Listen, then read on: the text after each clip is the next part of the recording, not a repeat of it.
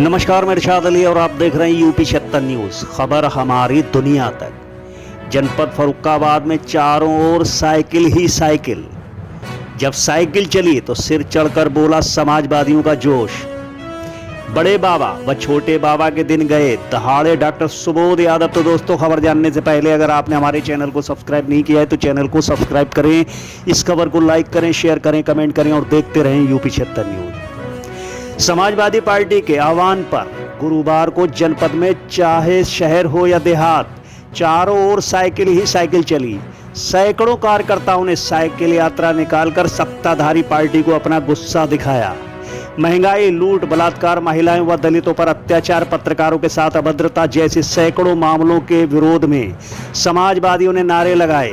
सपा के राष्ट्रीय सचिव व साइकिल यात्रा के प्रभारी अखिलेश कटियार ने सपा कार्यालय पहुंचकर सपा जिलाध्यक्ष नदीम अहमद फारूकी व जिला महासचिव मनदीप यादव के साथ लोहिया जी की प्रतिमा पर माल्यार्पण किया।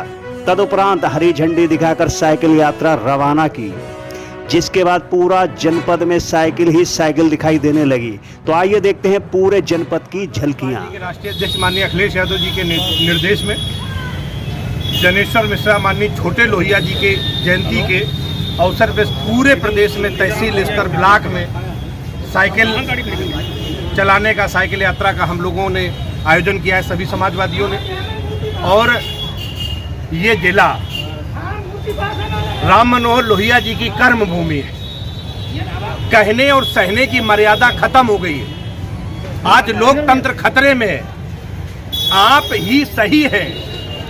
भारत या दुनिया का कोई राष्ट्र जिसमें शांति ना हो, भाईचारा ना हो, वो ना राष्ट्र तरक्की कर सकता है, ना दुनिया को कोई संदेश दे सकता है। माननीय मोदी जी के नेतृत्व में कोई रोजगार नहीं, किसान बर्बाद।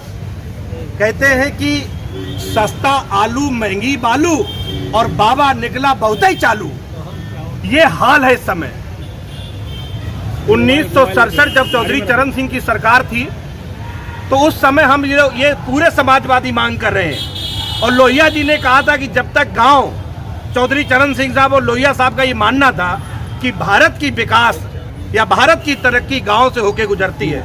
1967 में जब देश के बाद जो पहला समाजवादियों ने बजट पेश किया था तो 67 में 71 रुपये कुंटल गेहूं था और 70 रुपये मास्टर की तनख्वाह थी जो सरकारी स्कूल में था, और 210 रुपया में 1 तोला सोना आता था।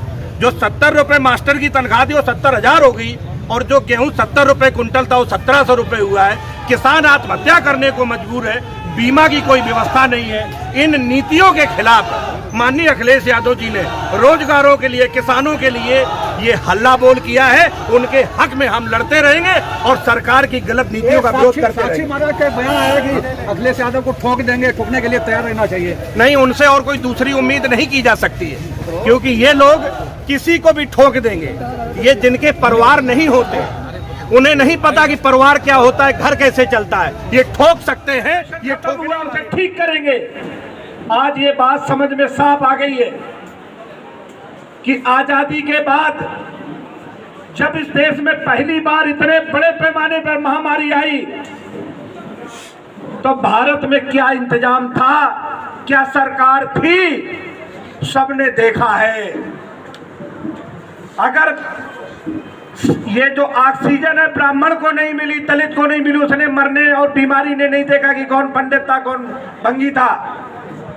सब अस्पतालों के बाहर लाइन लगाए खड़े रहे, चाहे कोई कहता हो कि हमारा एसएस का हो या कहते हो किसी को मिला, किसी को नहीं, सिर्फ अमीर को मिला। किसी गरीब का इलाज नहीं हुआ। जो 10-20 लाख रुपए अस्पतालों में जमा कर सकता था बेड, उसे मिला और किसी को नहीं मिला। ये स्थिति है। दवाइयों में काला बाजारी सरकार नहीं रोक सकी, ऑक्सीजन डॉक्टर उपलब्ध नहीं करा सके, जगह जगह पे लोग मरते रहे। इन आपके अगल बगल में गंगा नदी निकली है, गंगा नदी के घाट पे 100 लाशें चलती रही। एक एक आदमी के अंदर डर था कि कल मैं देख पाऊंगा या नहीं। ये थी सरकार। ऐसी सरकार नहीं चाहिए। सामूहिक तौर पे हमने चुना है मोदी को और योगी को कि आप हमारे बेरोजगारी, हमारी गरीबी, हमारा आरक्षण, हमारे अंदर जाति भेदभाव, इसको मिटाई और तरक्की के राह पे ले जाने के लिए जनादेश मिला था। आप लग गए नफरत फैलाने में, हिंदू मुस्लिम कर दो, शमशान और वो क्या नाम है, शमशान कब्रिस्तान कर दो, बैकवर्ड दलित मुसलमान कर दो। सिर्फ नफरत के आधार पे तुमने शासन किया और सारी संपत्ति लेके गुजरात के व्यापारियों के पास रख दी। देश को आपने कंगाल बना दिया। अगर ये व्यवस्था नहीं बदली तो ये आज जो गेहूं 1400-1500 बिक जाता है, 1700, ये 900 रुपए में बिकेगा। अगर ये सरकार नहीं बदली तो आरक्षण तो खत्म हो ही गया। जो पब्लिक सेक्टर अंडरटेकिंग जिसे पीएसयू कहते हैं, जो सरकार के कारखाने थे, वो सारे बेच डाले। परम सिद्धे जनेश्वर मिश्र जी की जयंती के अवसर पर माननीय राष्ट्रीय अध्यक्ष जी के आह्वान पर पूरे प्रदेश में साइकिल रैली के आयोजन के अवसर पर इस कायमगंज क्षेत्र में आयोजित साइकिल रैली के समापन अवसर पर राम प्रकाश यादव जी के प्रतिष्ठान पर उपस्थित तमाम सज्जनों, भाइयों, नौजवानों और आए हुए मेहमानों का मैं हार्दिक अभिनंदन करता हूँ। साथियों, पूरे प्रदेश के साथ साथ जनपद फर्रुखाबाद के तीनों तहसीलों और ब्लॉक मुख्यालयों पर आज जोरदार तरीके से साइकिल रैली का आयोजन युवा साथियों के नेतृत्व में किया गया।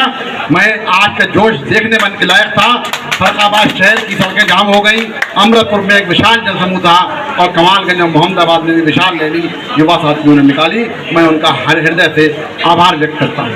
हमारे बीच इस अवसर पर माननीय राष्ट्रीय नेतृत्व के निर्देश पर यहाँ पर पधारे माननीय राष्ट्रीय सचिव अखिलेश कटियार जी का हम अभिनंदन और स्वागत करते हैं। जनपद के में आगमन पर इस कायमगंज क्षेत्र में साथियों, जैसा कि कल्लू यादव जी ने कहा था, ये सीट समाजवादियों की सीट, जिन्हीं कारणों से हम पिछली बार पराजित हुए, लेकिन बड़ा जोश है और बड़ी ही प्रसन्नता की बात है कि माननीय राष्ट्रीय अध्यक्ष जी के निर्देश पर जो लोगों ने आवेदन किया है, वो हमारे रामविलास राजपूत जी हो, सर्वेश अंबेडकर जी हो या शशि दिवाकर जी हो, वो सब यहाँ मौजूद हैं और अजीत कठेरिया जी तो यहाँ लगातार सेवा कर रहे हैं। मैं एक बात के लिए उनका बहुत आभार व्यक्त करता हूँ सार्वजनिक तौर पर। माननीय प्रभारी जी, बहुत महत्वपूर्ण बात है कि आप 2012 में विधायक निर्वाचित हुए और 2017 में आपका टिकट कट गया, लेकिन आप निष्ठा के साथ पार्टी के साथ खड़े रहे। मैं इसके लिए इनका बहुत शुक्रिया करता हूँ, जबकि अक्सर ऐसा देखने को नहीं मिलता। मैं सर्वेश अंबेडकर जी ने यहाँ लखनऊ से आकर लगातार लोगों में उत्साह पैदा किया, मैं उनका भी आभार व्यक्त करता हूँ। बड़ी संख्या में रामविलास राजपूत जी सिवारा साइड से, रामविलास माथुर जी ने सिवारा क्षेत्र से लोगों को लाए और बहुत दूर है, वो सीमा पर है। बहुत बहुत धन्यवाद। और शशि जी भी हमारे लगातार सक्रिय हैं, दूसरे जनपद से आकर यहाँ सक्रियता दिखा रही हैं, मैं इनका भी आभार व्यक्त करता हूँ। और विशेष तौर पर मैं आभार व्यक्त करता हूँ राम प्रकाश यादव जी का और महेंद्र भाई जो फर्रुखाबाद से आवेदक हैं, महेंद्र कटियार जी, मैं उनका भी बहुत बहुत धन्यवाद करता हूँ। और विशेष तौर पर इस कार्यक्रम के प्रभारी हमारे शिवम यादव जी और सह प्रभारी आनंद यादव जी और इनके साथ तमाम लोग, एक अभय यादव जी और हमारे अंकेश और तमाम जो साथी हमारे ये क्या नाम लाय जी और तमाम जो जिला पंचायत सदस्य हैं बरवन, ये जितने लोग खड़े हैं, और वो अमोल यादव भी दिख रहे हैं और नादिम कुरैशी जी का भी बहुत स्वागत, और आरिफ परवेज जी और विशेष तौर पर अनिल गंगवार जी जो यहाँ का रील है, लोगों को संगठित करने का काम करते हैं, मैं उनका भी बहुत आभार व्यक्त करता हूँ। तमाम नौजवान साथियों का आभार है। अब आपको सुनना है अखिलेश कटियार जी को।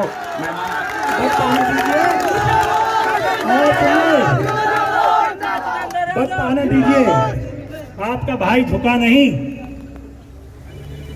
आप लोगों ने देखा होगा, मेरा घर गिरा दिया गया, होटल गिरा दिया गया, हमारा कोल्ड गिराने की साजिश रची गई, कितने फर्जी हम पे मुकदमे लगे। एक डिमांड थी कि चुनाव न लड़ो, और सामने चुनाव लड़ कौन रहा था? एक हम ही आपके बीच के तथाकथित फर्जी समाजवादी जो बर्खास्त है, वो आपकी पार्टी में नहीं है, वो किसी के बैसाखी पे बन गया जिला पंचायत अध्यक्ष फर्जी, बिना वोट के।